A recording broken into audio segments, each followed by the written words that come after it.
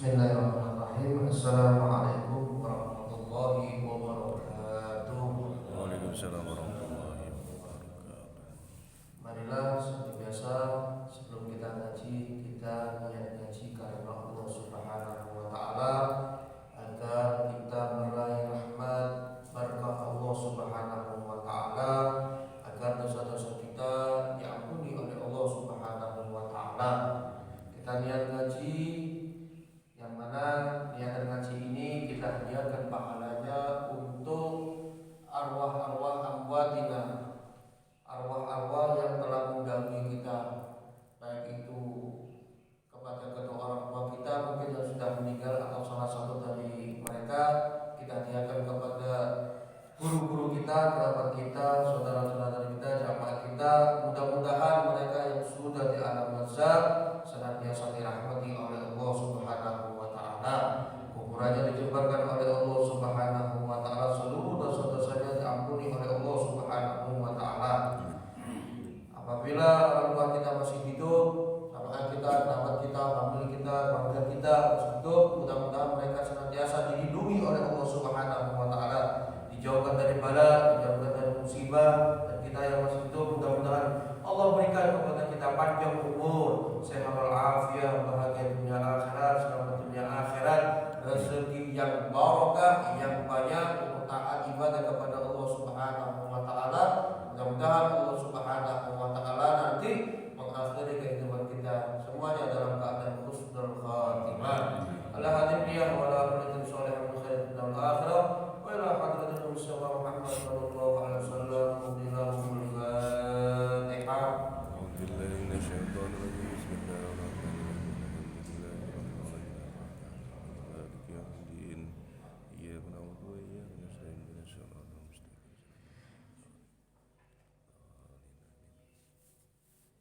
Bismillahirrahmanirrahim. بسم الله الرحمن الرحيم. Nawaitu ta'alluma نويت التعلم wa ta'lima والتعليم wa tadhakkura وتذكر wa tadhkira والتذكير wa naf'a والنفع wal intifa'a والإدفاع wal ifadata والإفادة wal istifada والاستفادة wal hatha والحث ala tamassuki التمسك bi kitabillahi بكتاب wa الله sunnati سنة rasulihi رسوله wa du'a ودعاء ila al-huda إلى الهدى wa dalalata ودلالة ala al-khairi على الخير ibtiqa'a ابتغاء wajhillahi الله wa mardatihi ومرضاته wa qurbihi وقربه wa thawabihi. وثوابه.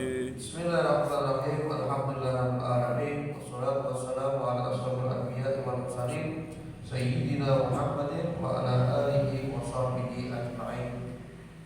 Ma'asyiral hadirin wal hadirat, jamaah pengajian rutin di Masjid Al-Jihad yang mudah-mudahan kita semuanya senantiasa dirahmati dan diberkahi oleh Allah Subhanahu wa taala, dan yang saya muliakan. Sebelum kita ngaji, kita niat iktikaf terlebih dahulu agar dosa-dosa kita yang telah lalu dihapus oleh Allah Subhanahu wa taala. Bismillahirrahmanirrahim. بسم الله الرحمن الرحيم. Nadartul i'tikafa نذر الاكتفاف fi hadzal masjid في هذا المسجد ma dumtu fihi ما دمت فيه lillahi ta'ala. لله تعالى. Ma'asyiral hadirin wal hadirat rahimakumullah. Kita masih melanjutkan pelajaran yang berkaitan tentang sholat, yang mana kita sekarang sampai pada syara'idus sholat qabla dukhuli fiha khamsatu asya'. Syarat-syarat seseorang melakukan sholat, syarat-syarat seseorang sebelum melaksanakan sholat. Di sini disebutkan ada 5 hal. Yang pertama yaitu taharatul a'dha minal hadath wan najas. Sucinya anggota tubuh seseorang minal hadath, dari hadas, hadas kecil maupun hadas besar. Dalilnya yaitu firman Allah Subhanahu wa taala dalam surah Al-Maidah ayat 6 yang berbunyi Bismillahirrahmanirrahim. Ya ayyuhalladzina amanu idza qumtum ila sholati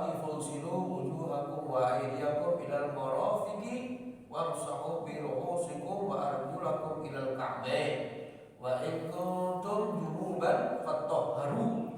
Artinya wahai orang-orang yang beriman, idza kuntum ila shalah, apabila kalian itu hendak melaksanakan salat, fausilu wujuhakum, maka basuhlah wajah-wajah kalian. Wa aydiyakum ilal marafiq, dan kedua tangan kalian sampai siku. Wamsahu bi ru'usikum, lalu usaplah kepala-kepala kalian. Wa arjulakum ilal ka'bain, dan basuhlah kedua kaki kalian sampai mata kaki. Yaitu kita mengenalnya dengan sebutan amalan wudu. Wa in kuntum junuban, apabila kalian itu dalam keadaan junub, berarti memiliki hadas besar, fatahharu, maka bersucilah, yaitu mandilah. Itu kata Allah Subhanahu wa taala. Taharatul a'dha' minal hadas wan najas. Sucinya anggota tubuh seseorang dari hadas kecil dan hadas besar, dan sucinya seseorang tersebut daripada najis. Itu syarat seseorang sebelum melaksanakan sholat. Najis tersebut seperti apa? Najis tersebut suci daripada apa? Darah, kemudian nanah, kemudian muntah, kemudian apa lagi yang berkaitan dengan najis, yaitu bangkai, ya, kemudian minuman khamr, ya, arak, kemudian termasuk daripada najis yaitu anjing dan babi. Itu 7 hal yang dikategorikan najis. Baik, najis diantaranya itu darah. Darah itu ketika seseorang hendak melaksanakan sholat, jangan sampai anggota tubuhnya ada najis, diantaranya darah. Darahnya bagaimana? Yaitu darah kalau untuk tubuh kita sendiri, ya, yang ada pada tubuh kita sendiri itu, misalkan mengeluarkan darah, ada darah atau bercak darah. Kalau kita mungkin luka yang sekiranya darah tersebut tidak banyak. Bagaimana itu pandangan fikih yang dikatakan banyak? Dikatakan banyak itu apabila darah tersebut dilihat, kalau dikumpulkan, kalau diukur sebesar uang logam 500 rupiah. Itu ukuran besar. Lebih dari itu maka dihukumi najis. Kalau di bawah itu dianggap makfu. Contoh misalkan di pakaian ini ada darah. Dengan syarat darah tersebut yang ada pada pakaian itu dicuci, ya, sudah dicuci, disikat, tidak hilang, tinggal sedikit, maka dianggap makfu oleh agama, boleh digunakan untuk sholat. Ya. Kalau misalkan ketika sholat ada luka, habis itu apa? Keluar darah tersebut, apakah sah sholatnya? Sah apabila darah tersebut yang keluar hanya sedikit. Ya, misalkan maaf seperti muka, kalau jerawat kan ada kata luka langsung diusap dengan apa? Baju. Terus ada darah di sini sedikit, ya tidak apa-apa, makfu. Tapi kalau di sini ada bercak darah, banyak. Kalau misalkan dikumpulkan jadi satu itu seperti uang logam 500 rupiah, maka dihukumi najis, tidak boleh digunakan untuk sholat. Itu yang berkaitan dengan darah. Kemudian nanah itu bagaimana? Sama. Nanah itu kalau seseorang itu anggota tubuhnya keluar nanah, ya, kalau itu bisa dihilangkan, ya dihilangkan atau ditutup pakai kampas. Kalau misalkan keluar yang sekiranya sedikit, ya sedikit, tidak masalah. Tapi kalau sudah banyak, maka dihukumi najis, tidak boleh baju yang digunakan tersebut, apakah tubuhnya tersebut ada najis, harus dibasuh terlebih dahulu. Hidung misalkan, kalau seseorang itu pingsan, maka harus dibersihkan darah tersebut yang ada pada hidung. Telinga kalau ada luka, ya, ada nanah, ada darah, dibersihkan terlebih dahulu. Itu syarat-syarat seseorang ketika hendak melaksanakan sholat, yaitu suci anggota tubuhnya, badannya dari hadas, hadas kecil maupun hadas besar. Begitu juga suci anggota tubuhnya daripada najis. Paham ya? Berkaitan dengan najis, mungkin ada yang mau ditanyakan? Oke. Kalau nyamuk, Ustaz, nyamuk nempel di tangan itu pas Ketika seseorang sholat, Allahu Akbar, ada nyamuk, langsung kita apa?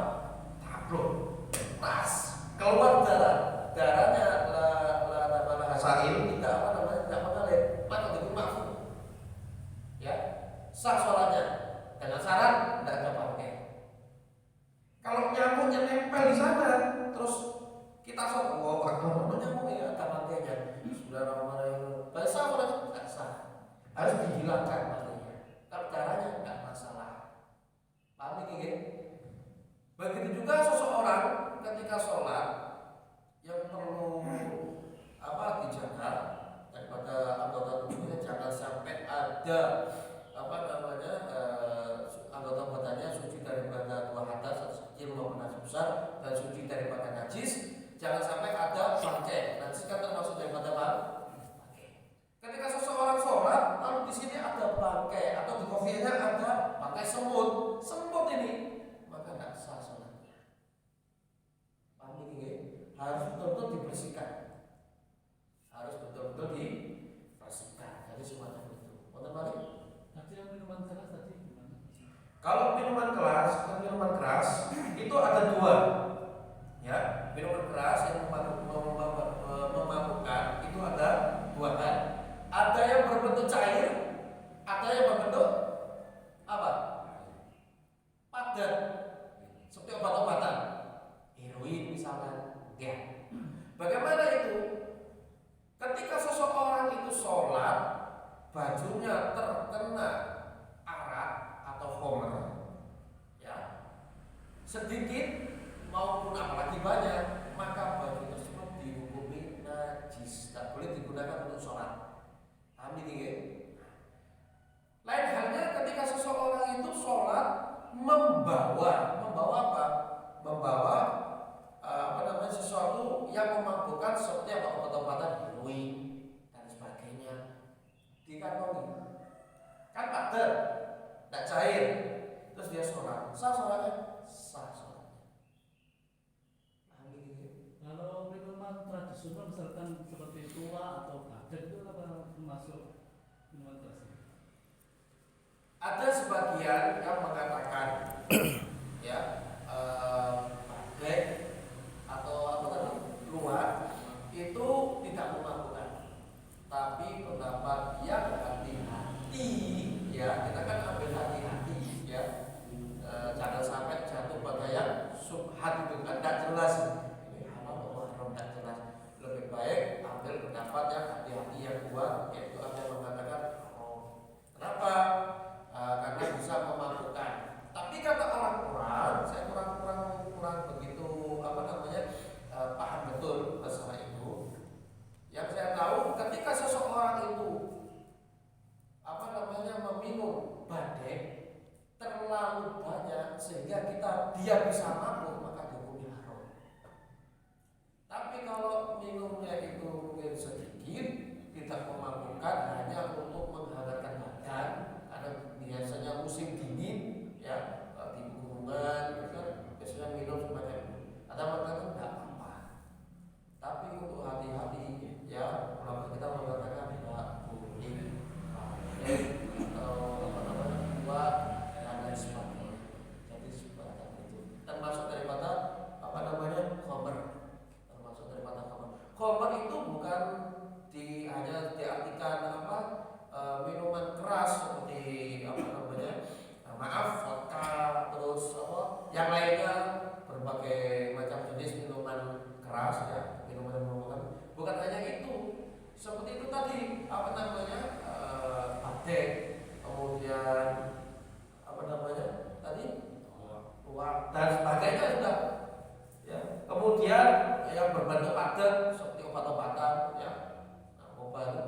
heroin dan sebagainya memabukkan, maka dihukumi seperti khamr, yaitu haram.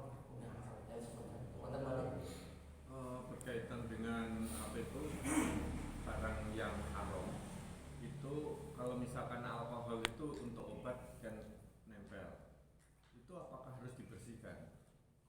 Karena sama dengan kalau kita kena anjing itu harus dibersihkan, tapi kalau alkohol apa dibersihkan? Itu yang pertama.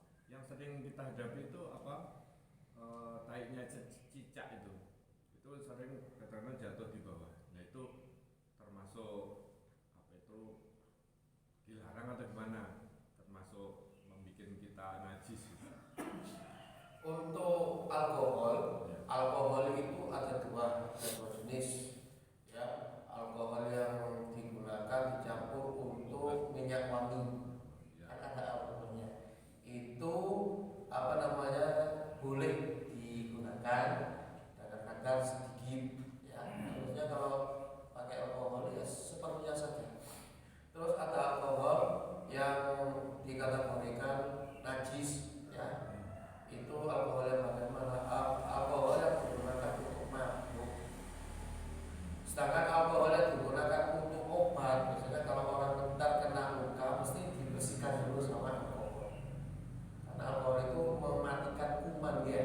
Nah, bersihkan sekadarnya, habis itu dibuat sholat. Boleh bagaimana? Ulama mengatakan makfu dimakfu. Jadi seperti itu. Jadi Karena tidak perlu dibersihkan ya, tidak ya, perlu dibersihkan. Karena dia dimakfu. merupakan pembersih sebetulnya. Iya. Kemudian kalau kita sholat, ketika kita sholat mungkin nanti akan masuk di sini.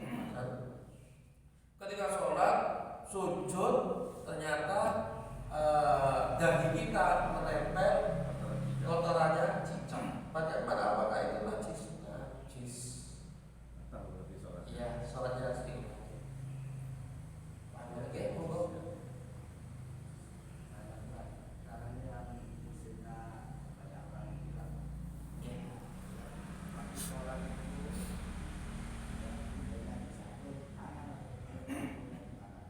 Gimana? Ilek. Kumpulnya satu. Kalau ingus itu ya enggak najis. Ingus enggak najis. Sama dengan ludah. Ludah ini enggak najis. Tapi kalau bercampur dengan darah, misalkan orang itu sakit gigi ya, fungsinya abu, kalau ketini, terus ditelan, enggak boleh. Najis, ada darah, haram, harus apa? Berkumur. Makanya kalau orang itu ketika hendak sholat, diwajibkan untuk wudu. Kalau sudah punya wudu bagaimana? Disunahkan tajdidul wudu, memperbarui wudu.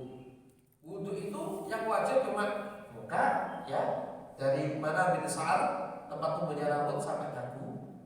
Terus dari ujungnya telinga yang ini sampai ini, jadi muter. Itu muka.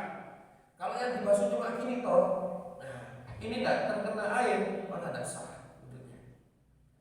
Kalau itu orangnya jenggotan, dilihat kalau jenggotnya itu tipis, maka ini harus terkena di bawah dagunya kena. Tapi kalau tebel,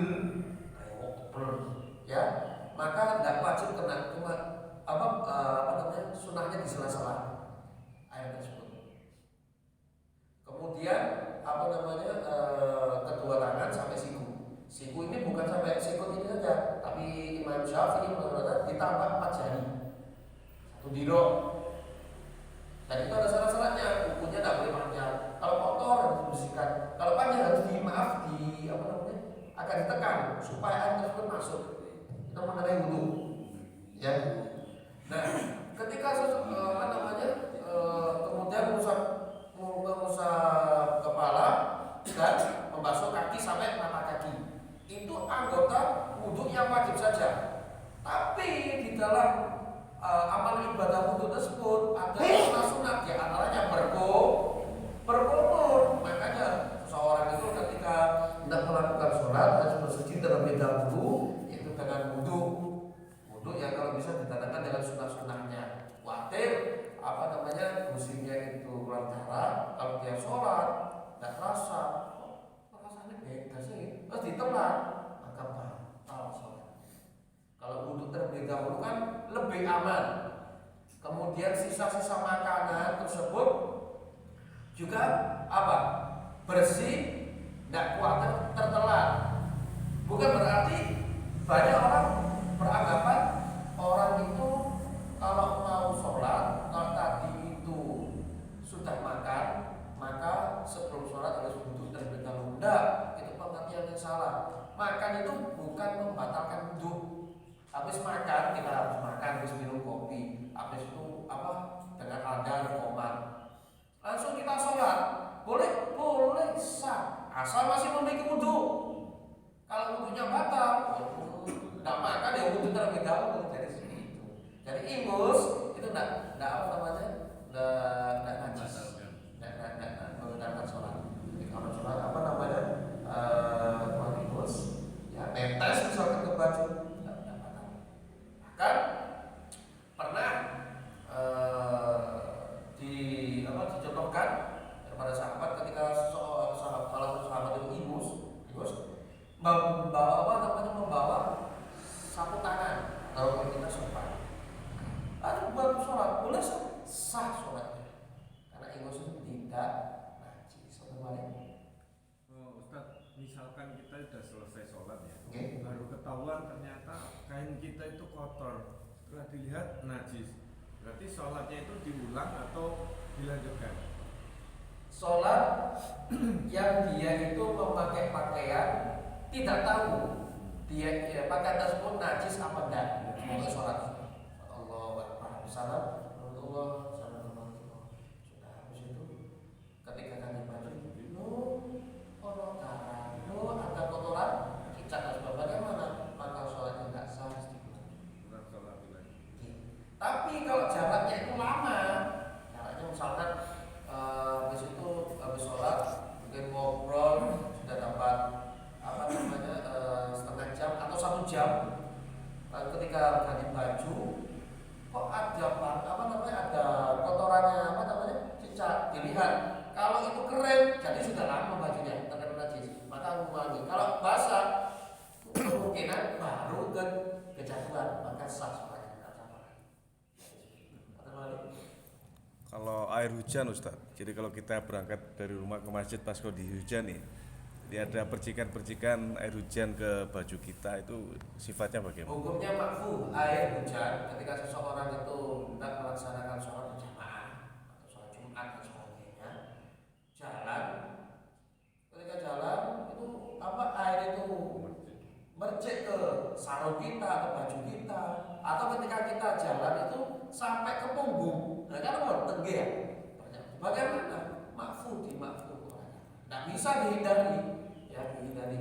Baru pakai payung, tetap pakai payung, ada mobil, ada motor, tetap basah. Jadi hukumnya dimakfuh. Cuma kita sendiri kadang risih, gak enak sih, ganti saja. Tapi tidak apa-apa, sah sholatnya. Tapi kalau sudah misalkan jalan itu ada pipa yang bocor,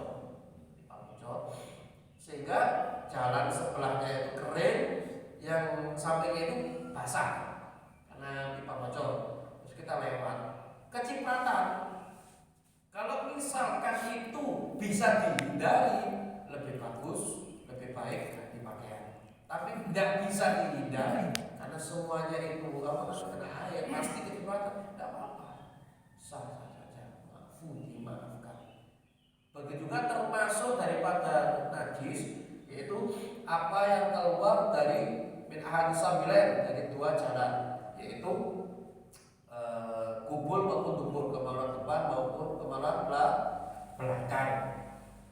Termasuk daripada najis yang keluar dari anggota tubuh, yaitu ketika seseorang tidur, habis itu keluar air liur, iler, itu ada yang suci, ada yang najis. Bagaimana itu? Lihat, ini kalau saya jelaskan satu-satu jauh ya, lama, saya singkat saja.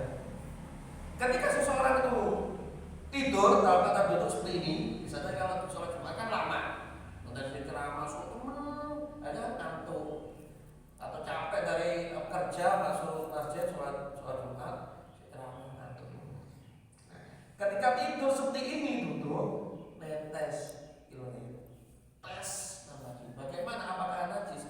Tidak najis. Karena air muka tersebut keluar dari sekitar mulut saja.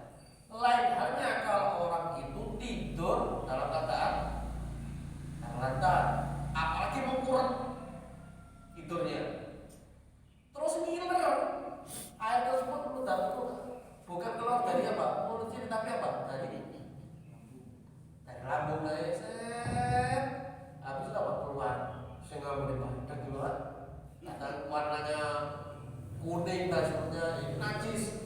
Orang sholat pakai baju sing orang ileri, maka tahu sholatnya iler tersebut termasuk najis. Pakai kaos mereka tuh. Habis itu rumah adzan, ya rumah adzan iler atau begini. Habis wudhu sholat pakai baju seperti tahu sholatnya karena bajunya najis. Sebelum sholat bagaimana? Ya wudhu jangan hanya membasuh apa? Muka, kedua tangan, kepala sama kaki. Langsung sholat sah. Belum tentu. Mulutnya kan masih ada bekas iler, kumur. Jadi semacam itu. Paham ini nggih? Wonten malih. Ini Ustaz kembali lagi ke tentang kotoran cicak itu. Dan biasanya ada di karpet gitu. Gimana itu sedangkan kita kan harus merapatkan so mungkin ada jarak berapa dari dari titik kotoran cicak tadi itu. Apa kita harus bersihkan dulu atau kita sholat dulu atau kita bersihkan?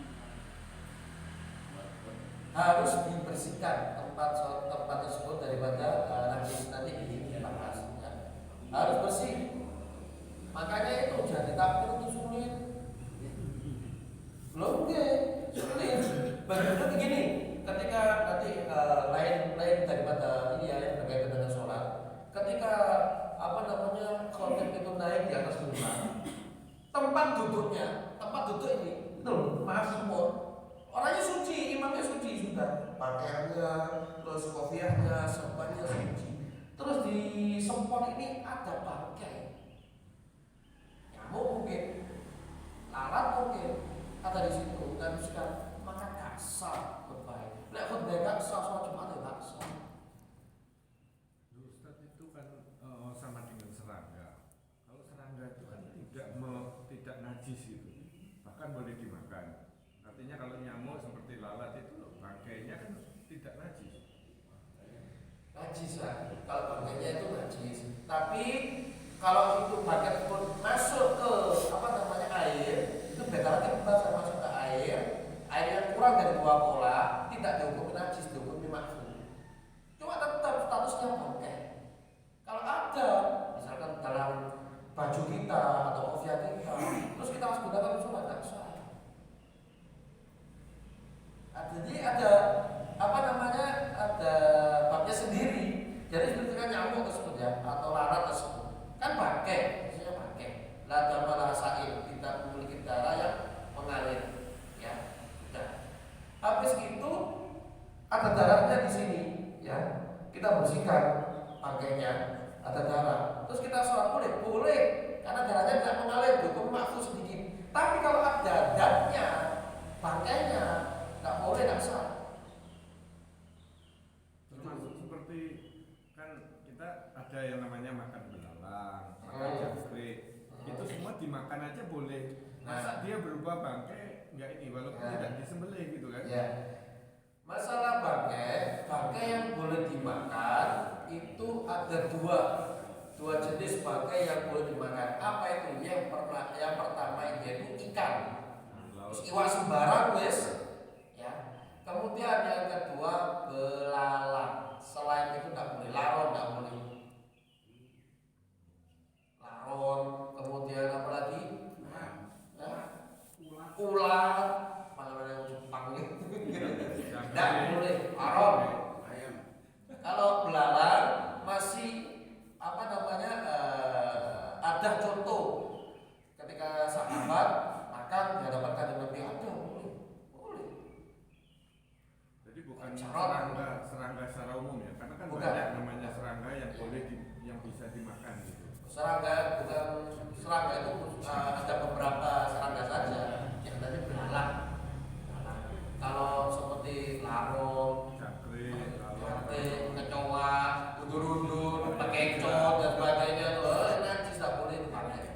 beda dengan serangga.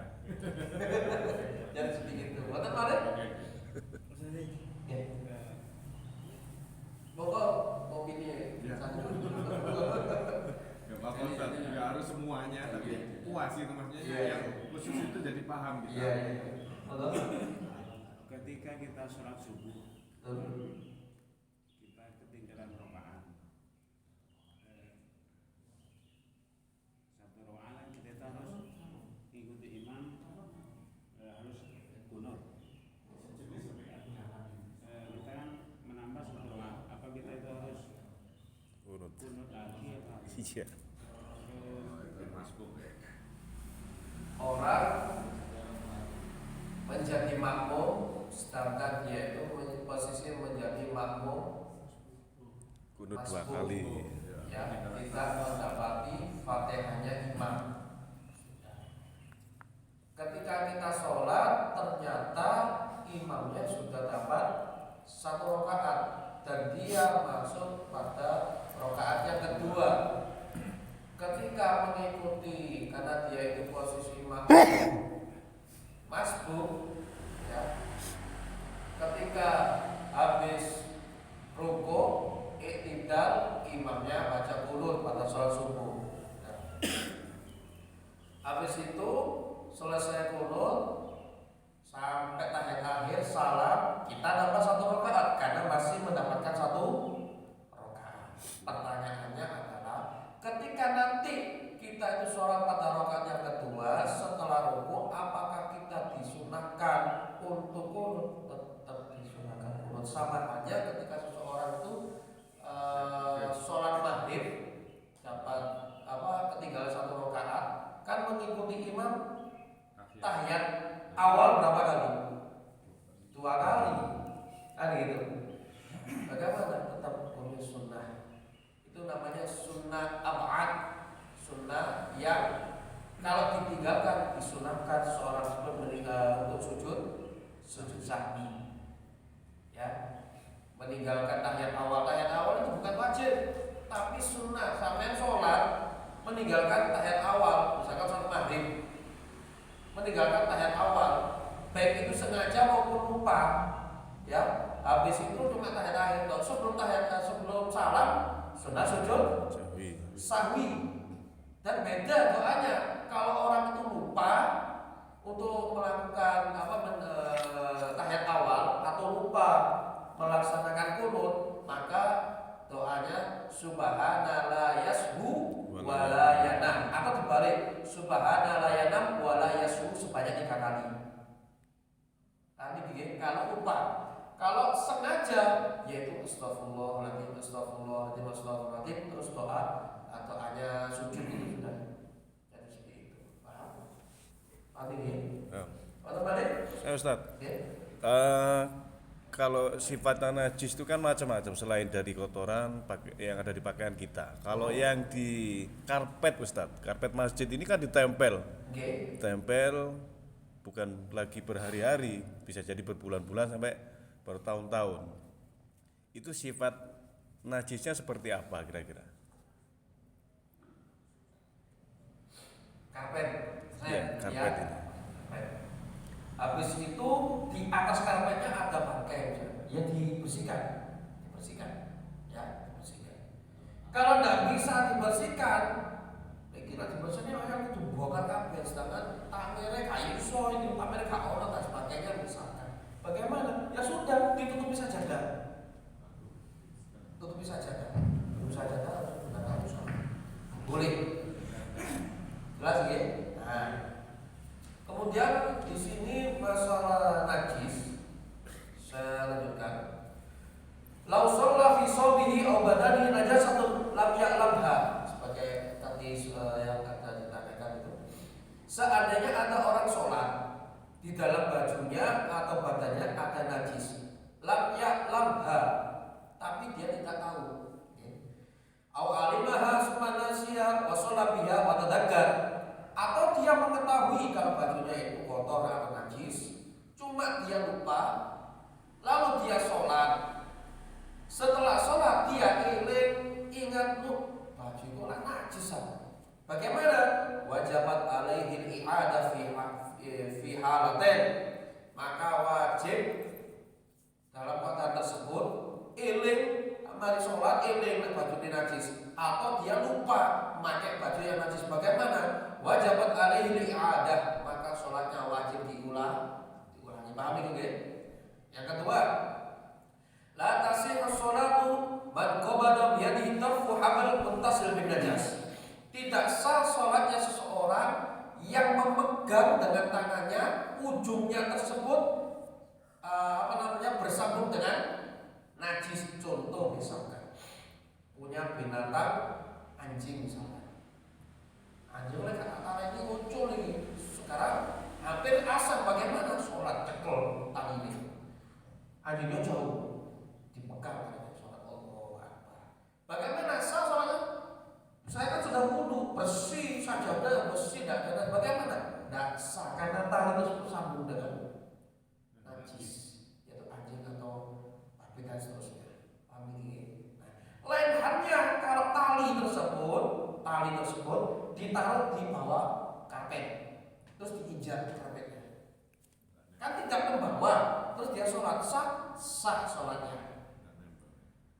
Kemudian sah juga sholatnya apabila seseorang itu sholat yang di sekitarnya itu ada najis, seperti tadi, mata najis, karpetnya najis, ditutup karpet, atau ini hampir asar, sedangkan saya belum sholat zuhur, posisi ada di jalan itu, atau dekat dengan kotoran, sampah dan sebagainya, bagaimana? Kalau dia sholat atas sajadah dekat dengan najis atau kotoran atau sampah dan sebagainya, bagaimana? Sah sholatnya, tapi makruh, tak pantas. Paham ini ya? Mantap balik. Saya lanjut ya. Yang kedua yaitu daripada syarat-syarat seseorang sebelum melaksanakan sholat, yaitu satrul aurah. Satrul aurah, menutup aurat. Bilibasin tohir, dengan baju yang suci, ya, dengan baju yang suci.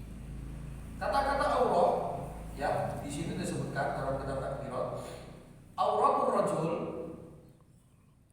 berbicara tentang aurat ya. Auratul rajul arba'atun, ada 4. Aurat orang laki-laki ada 4. Yang pertama, fi halwati sauqatan, dalam kesendirian, dewean. Auratnya mana? Sauqatan, 2 hal yang buruk. Wa huma, kedua tersebut terkenal dengan sebutan al-qubur wa dubur, kemaluan depan dan kemaluan belakang. Lek dewean, apa itu dewean? Aurat itu di, ya, kemaluan depan sama belakang. Itu aurat, ya, yang harus ditutup, ya. Sumiyata bidalik, dinamakan sauqatan, 2 hal yang buruk. Kenapa? Li'annahu yasuhu li sahibiha kasfuhuma, karena gak pantas bagi orang tersebut untuk membuka keduanya. Makanya dikatakan sauqatan, 2 hal yang buruk, elek, bentuknya ya sebenarnya bagus ya. Maka ditutup. Itu auratnya seorang laki-laki dalam sendirian. Fi sholat, auratnya orang laki-laki ketika dia berada dalam sholat. Wa inda nisa, dan di hadapan perempuan. Maharim apa? Yang mahram. Mahram itu apa? Saudara kandung dan ibu. Kalau ipar kemudian angkat, itu tidak masuk daripada mahram, karena bisa dinikah. Kalau susuan masuk dalam kategori mahram. Amin. Seorang laki-laki kalau sholat, auratnya di hadapan perempuan mahram, warijal, dan sesama laki-laki, auratnya mana? Baina surrah wa rukbah, antara pusat sampai lutut, ya, antara pusat sampai lutut, itu auratnya laki-laki. Indan nisa ajnabiyah, auratnya seorang laki-laki ya di hadapan perempuan ajnabi yang bukan mahram. Mana auratnya? Jami'ul badan, seluruh tubuh aurat. Kalau lagi pamer-pamer bukan apa namanya bajunya kayak ketok kepala, Six pack. six pack ya. Tidak boleh itu aurat. Paham nih? Mungkin yang kita tahu aurat, ya aurat itu ketemu udel sampai dengkul. Bukan itu. Kalau dalam sholat itu pun kalau kamu di sholat di, apa namanya? Sholat pakai celana pendek kan tak mungkin ya. Cuma wajib ditutup ya. Tidak boleh kelihatan antara pusat sampai tutup. Itu pun di hadapan sama-sama laki-laki dan di hadapan perempuan yang mahram. Kalau bukan mahramnya ya yang bisa dinikah perempuan lain ya bukan kandung ya, maka seluruh tubuhnya itu dianggap aurat. Yang keempat, indah halilati, di hadapan istrinya, auratnya mana? La aurata, ka auratnya kabeh bebas. Paham nggih? Itu auratnya laki-laki. Sekarang kita bahas auratu apa namanya? Hurrah.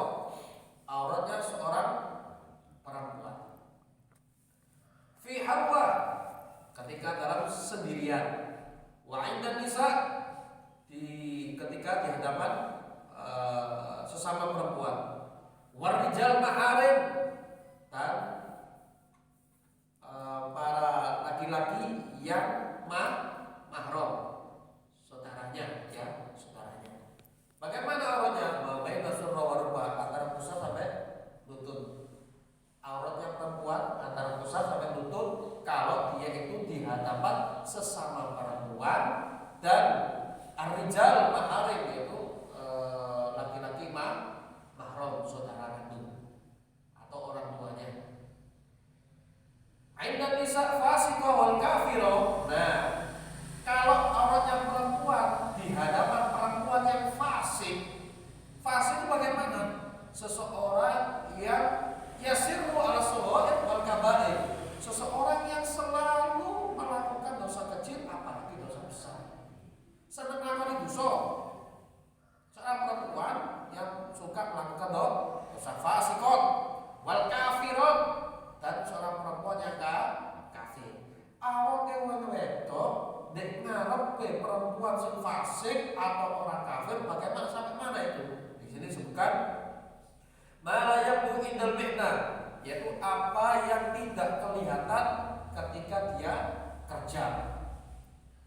Faladhi yabdu laisa bil aurah, sedangkan yang kelihatan bukan dikategorikan aurat. Seperti apa? Ar-ra's, kepala, wal wajh, wajah, unuq, leher ya, wal yadan ila adudain, dan kedua tangan sampai lengan, warijlain ila rukbatain, dua kaki sampai apa namanya lutut.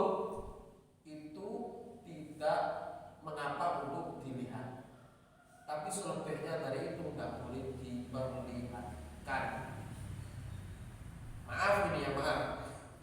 Kalau sesama perempuan, auratnya kan tadi disebutkan antara pusat sampai lutut. Itu perempuannya apa? Bukan fasiko sama kafiro. Tapi kalau fasiko atau kafiro, fasik sama kafir, maka maaf itu tidak boleh terbuka, harus tertutup. Yang boleh dibuka cuma kepala, wajah, leher, yang sekiranya digunakan untuk aktivitas bekerja, ubah-ubah, jadi semacam itu, yang tidak boleh. Paham tiga? Fisolah itu ketika sehari-harinya ya. Artinya perempuan dalam sholat bagaimana? Jami'ul badan, seluruh tubuh, illa wajha wal kafain, kecuali wajah dan kedua telapak tangan. Biasanya orang perempuan kalau mau sholat itu di mukenahnya ada talinya, sehingga ketika ketika sambil Allah ikat musuh.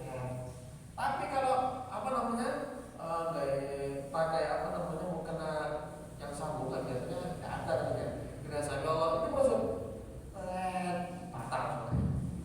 Wajib ulangi karena kelihatan awal. Paham ini?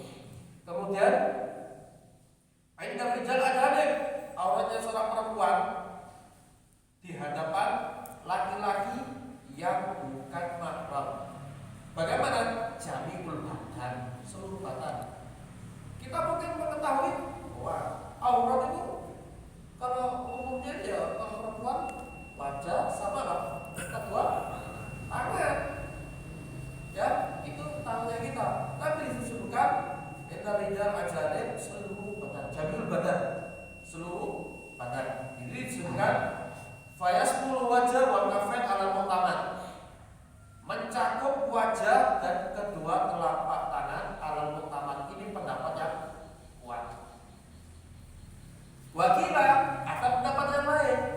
Nah, ada wajah wal kafain, selain wajah dan kedua tangan boleh dibuka, walaupun dilihat orang laki-laki yang bukan mahramnya tidak apa-apa. Ada yang mengatakan demikian, bisyarat dengan syarat aminal fitnah, selamat daripada fitnah, ya.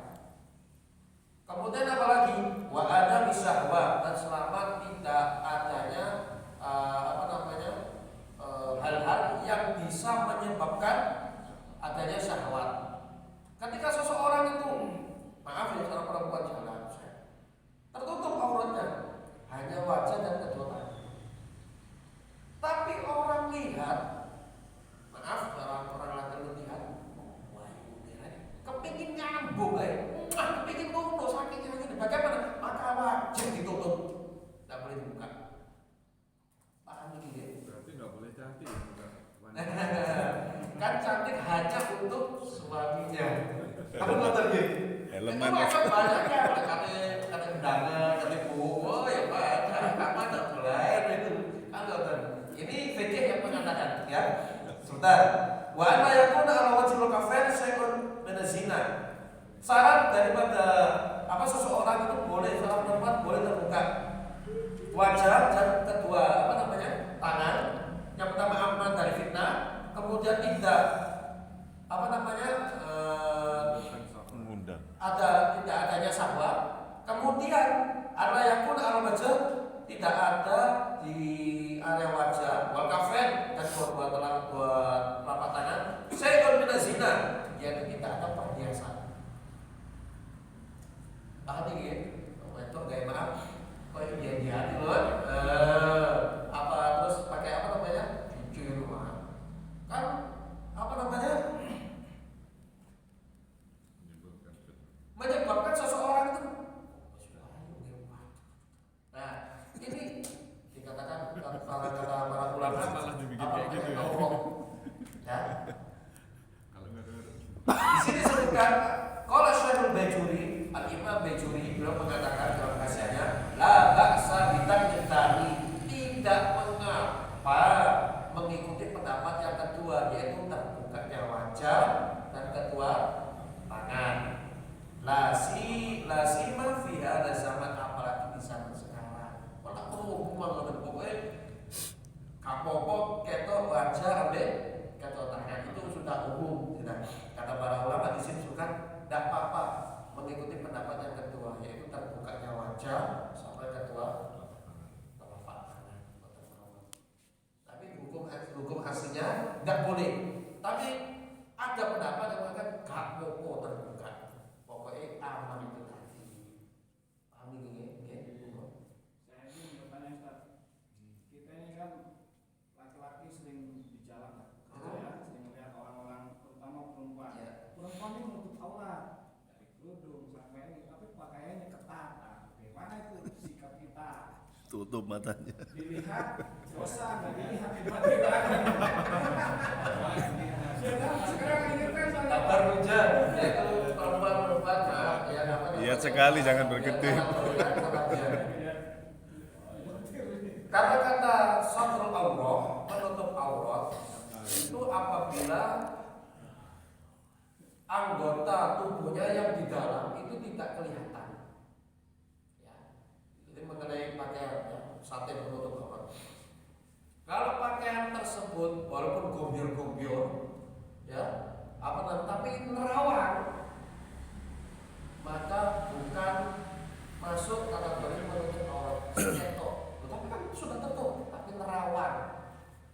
tipisnya mungkin. Mungkin kalau yang bentuk Ya, iya benar. Itu nggak apa namanya bukan masih belum cukup dikatakan menutup aurat. Apalagi orang sudah menutup aurat tapi rapat, ya, pos tubuhnya itu lekuk-lekuknya kelihatan, masih belum dikatakan apa? Apa namanya menutup aurat, ya. Terus bagaimana kita menyikapinya?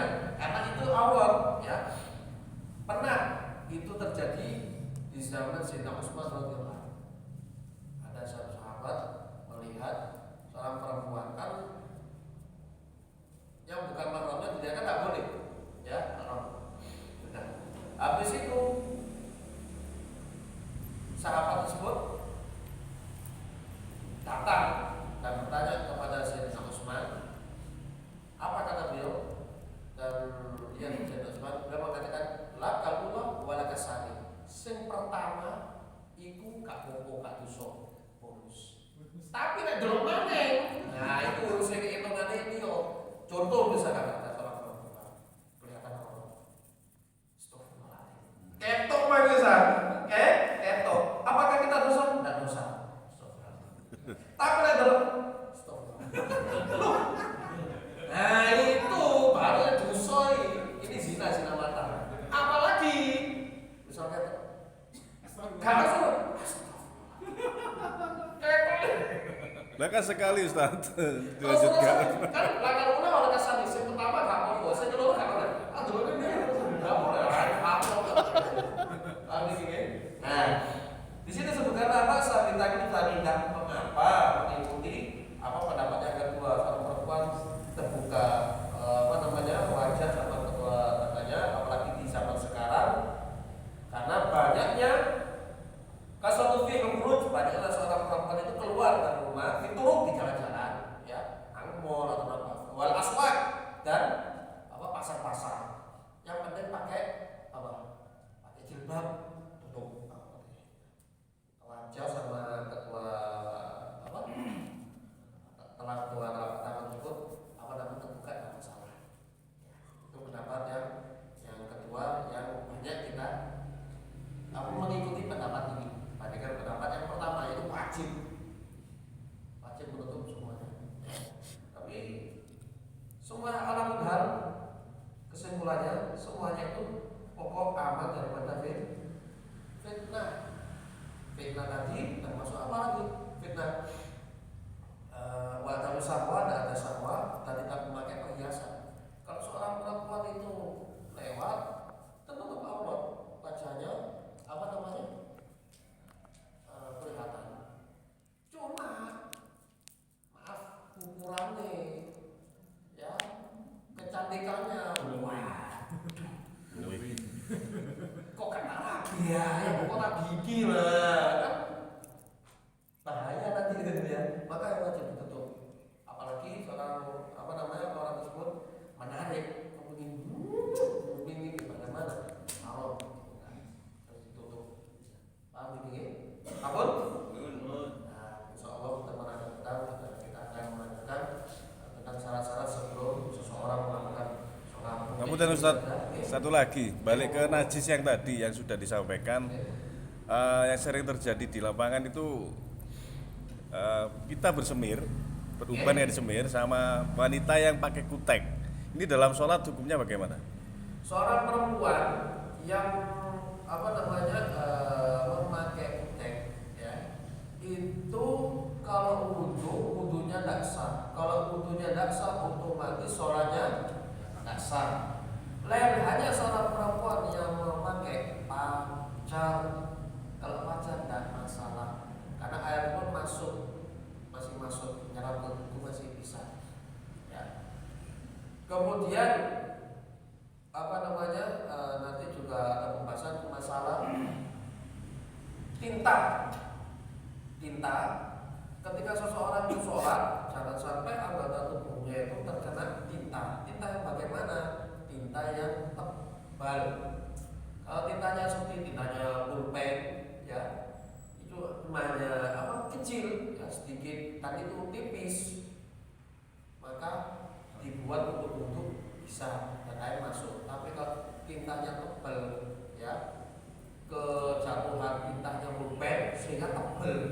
ya, maka harus dikerik, dibersihkan. Kalau masih ada bekasnya, tidak masalah. Begitu juga kena tip egg, harus dibersihkan. Air tidak masuk ketika wudhu.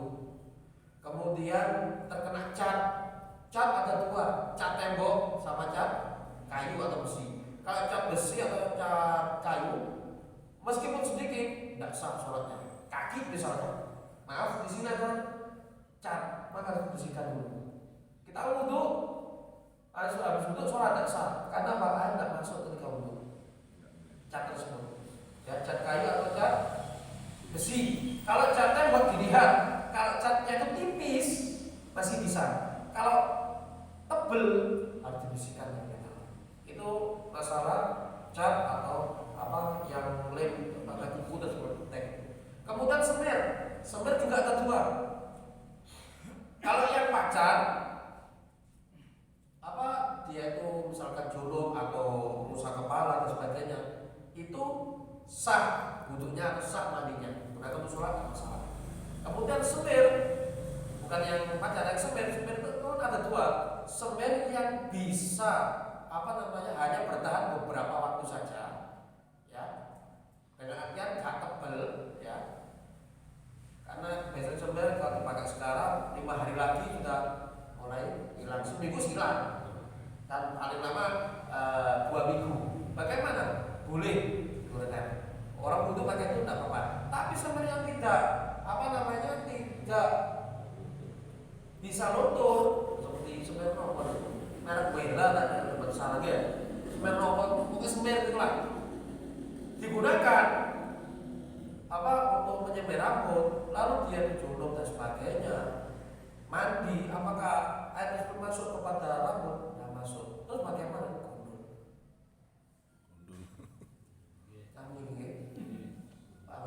Namun mungkin ini saja yang bisa saya sampaikan. Mudah-mudahan ini manfaat barokah. Mudah-mudahan kita diridhai oleh Allah Subhanahu wa taala.